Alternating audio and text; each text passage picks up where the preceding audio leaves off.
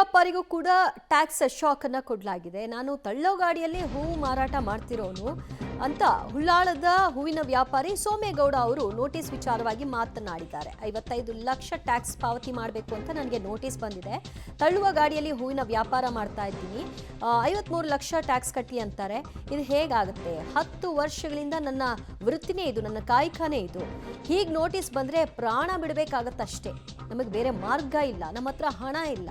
ಅಷ್ಟೆಲ್ಲ ಹಣ ಇದ್ದಿದ್ರೆ ನಾನು ಯಾಕೆ ಹೂವಿನ ವ್ಯಾಪಾರಿ ಆಗ್ತಾ ಇದೆ? ಅದರಲ್ಲೂ ಕೂಡ ರಸ್ತೆ ಬದಿಯಲ್ಲಿ ತಳ್ಳೋ ಗಾಡಿ ಮಾರ್ಕೊಂಡು ಹೂ ಮಾರುವಂತಹ ಪರಿಸ್ಥಿತಿ ಯಾಕಿತ್ತು ಅನ್ನೋದು ಅವರ ಪ್ರಶ್ನೆ. ಸರ್ 50 ಲಕ್ಷ ಅಂತ ಕೊಟ್ಟಿದ್ದಾರೆ ಸರ್. ನಾವು ತಳ್ಳಗಾಡಿಲಿ ಹೂ ವ್ಯಾಪಾರ ಮಾಡೋದು.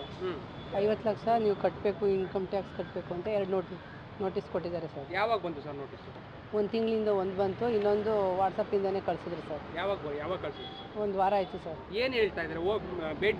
ಭೇಟಿಯಾಗಿಲ್ಲ. ಒಂದ್ಸಲ ಹೋಗಿದ್ವಿ ಸರ್, ನೀವು ಆಡಿಟ್ ಕರ್ಕೊಬನ್ನಿ ಅಂತ ಹೇಳಿದ್ರು ಸರ್. ನೆಕ್ಸ್ಟ್ಗೆ ಬಂದು ಇದು ಮಾಡಲಿಲ್ಲ ಅಂದರೆ ಕ್ರಮ ಕೈಗೊಳ್ತೀವಿ ಅಂತ ಹೇಳ್ತಾ ಇದ್ದಾರೆ. ಎಷ್ಟು ದಿನ ಆಯ್ತು ನೋಟಿಸ್ ಕೊಟ್ಟು ನಿಮಗೆ? ಒಂದು ತಿಂಗಳಾಯ್ತಾ? ಹಾಂ, ಒಂದು ತಿಂಗಳಾಯ್ತು ಸರ್. ಏನು ಮಾಡಬೇಕು ಅಂದ್ಕೊಂಡಿದ್ದೀರಿ ಮುಂದೆ? ಸರ್ ನಾವು ತಳ್ಳಗಾಡೀಲಿ ವ್ಯಾಪಾರ ಮಾಡೋದು. ನಾವು ಎಲ್ಲಿಂದ ತಂದು ಕಟ್ಟಲಿ ಸರ್? ಮನೆ ಬಾಡಿಗೆ ಕಟ್ಟೋದೇ ಕಷ್ಟ ಐತೆ ನಮಗೆ. ನಾವು ಎಲ್ಲಿಂದ ತಂದು ಕಟ್ಟಲಿ ಟ್ಯಾಕ್ಸು? ಸರ್ ನಾವು ಹುಲ್ಲಾಳು ಯೂನಿವರ್ಸಿಟಿ ಕ್ವಾರ್ಟರ್ಸ್ ಅವರು ಸರ್, ಹುಲ್ಲಾಳು ಮೇನ್ ರೋಡು. ಎಷ್ಟು ವರ್ಷದಿಂದ ಹೂವಿನ ವ್ಯಾಪಾರ ಮಾಡ್ತಿದ್ದೀವಿ? ನಾವು ಅಲ್ಲೇ ಒಂದು 10 ವರ್ಷದಿಂದ ಹೂವಿನ ವ್ಯಾಪಾರನೇ ಮಾಡ್ತಾಯಿದ್ದೀವಿ ಸರ್. ಫೋನ್ ಆನ್ಲೈನ್ ಮುಖಾಂತರ? ಹಾಂ ಸರ್, ಈ ಫೋನ್ಪೇ ಎಲ್ಲ ಬಂದಮೇಲೆ ಅದರಿಂದನೇ ನಾವು ಮಾಡ್ತಾಯಿದ್ವಿ. ಅದು ಇಬ್ಬರು ವ್ಯಾಪಾರ ಮಾಡ್ತಿದ್ದೆ, ಎಲ್ಲ ಒಂದಕ್ಕೇ ಫೋನ್ಪೇ ಮಾಡಿಸ್ತಿದ್ದೆ ಸರ್. ಯಾರ್ಯಾರು? ನಮ್ಮ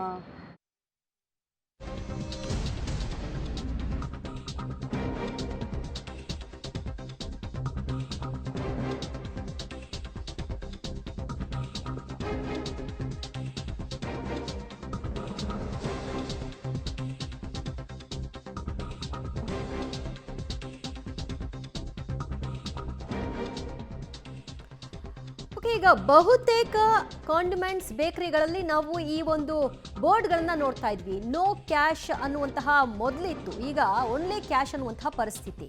ಬೇಕರಿ ಕಾಂಡಿಮೆಂಟ್ಸ್ ವ್ಯಾಪಾರಿಗಳಿಗೆ ಕ್ಯಾಶ್ ಕೊಡಿ ಅಂತ ಕೇಳ್ತಾ ಇದ್ದಾರೆ.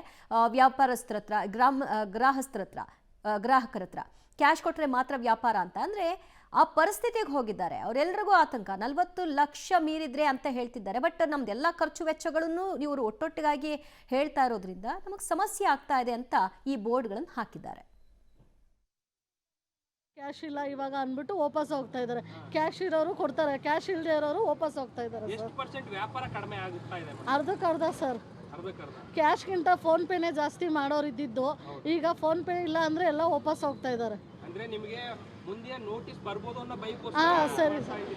ಈಗ ಎಷ್ಟು ನಮಗೆ ಗೊತ್ತಿರೋ ಅಂಗಡಿಗಳೇ ಸುಮಾರು ಜನ ತೆಗೆದು ಕೊಟ್ಟಿರೋದ್ರಿಂದ ಮುಂದಕ್ಕೆ ಬರ್ಬೋದು ಅನ್ನೋ ಬೈಕೋಸ್ಕರ ತೆಗೆದು ಬಿಟ್ಟಿದ್ದೀರಿ ಸರ್. ನಿಮ್ಮ ಹೆಸರು? ಜಯಂತಿ.